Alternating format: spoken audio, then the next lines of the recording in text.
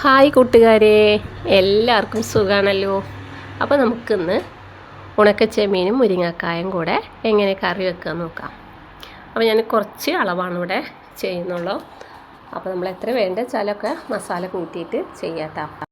അപ്പോൾ ഉണക്കച്ചെമ്മീൻ നന്നായി ചൂടായി വന്ന ചട്ടിയിൽ ഇട്ടിട്ട് ചെറിയ തീയിൽ ചെമ്മീൻ നന്നായി ചൂട് പിടിക്കണ വരെ, അതായത് നന്നായി മൊരിഞ്ഞ് പോകാൻ പാടില്ല, ആ രീതിയിലൊന്ന് വറുത്തെടുക്കുക.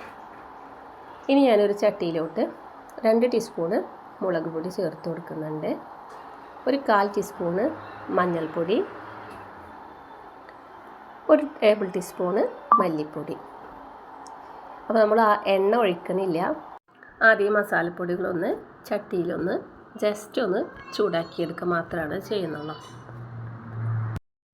ചെറിയ തീയിൽ ഇതൊന്ന് ചൂടാക്കിയെടുത്തിട്ട് വരാം.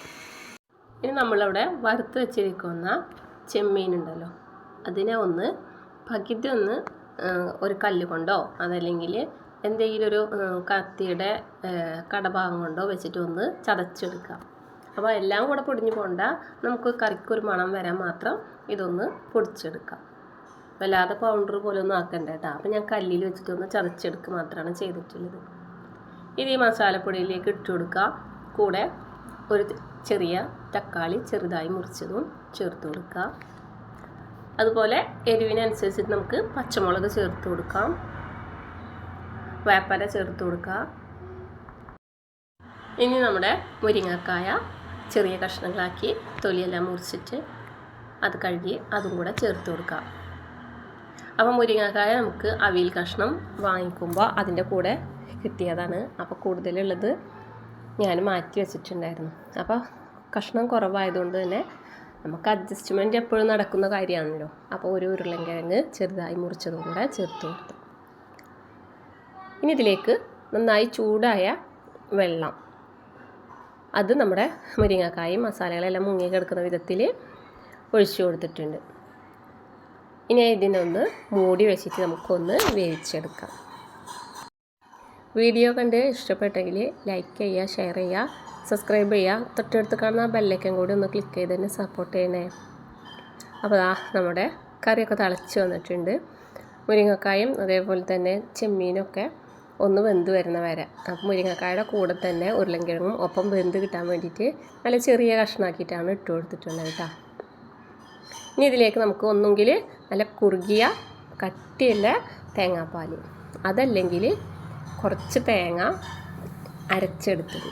അപ്പോൾ ഞാനിവിടെ കട്ടിയുള്ള തേങ്ങാപ്പാലാണ് ഒഴിച്ചു കൊടുക്കുന്നത്. നിങ്ങൾക്കിവിടെ തേങ്ങ അരച്ചിട്ട് ചേർത്ത് കൊടുക്കുക, തേങ്ങ വറുത്തിട്ട് അരച്ചതായാലും ചേർത്ത് കൊടുക്കുക കേട്ടോ. എന്നിട്ട് ഈ കറി നന്നായി ഒന്ന് തിളക്കാത്ത രീതിയിൽ ഒന്ന് ചൂടായി കിട്ടുക, പതച്ച് വരിക എന്നൊക്കെ പറയും. അപ്പോൾ അങ്ങനെ വരുന്ന വരെ നമുക്കൊന്ന് വെയിറ്റ് ചെയ്യാം. അപ്പോൾ മൺചട്ടിയിലായതുകൊണ്ട് തന്നെ ചട്ടിക്ക് ചൂട് പിടിച്ച് കഴിഞ്ഞാൽ വേഗം തീ ഓഫ് ചെയ്യുക. അതല്ലെങ്കിൽ വെറുതെ കിടന്ന് തിളക്കും.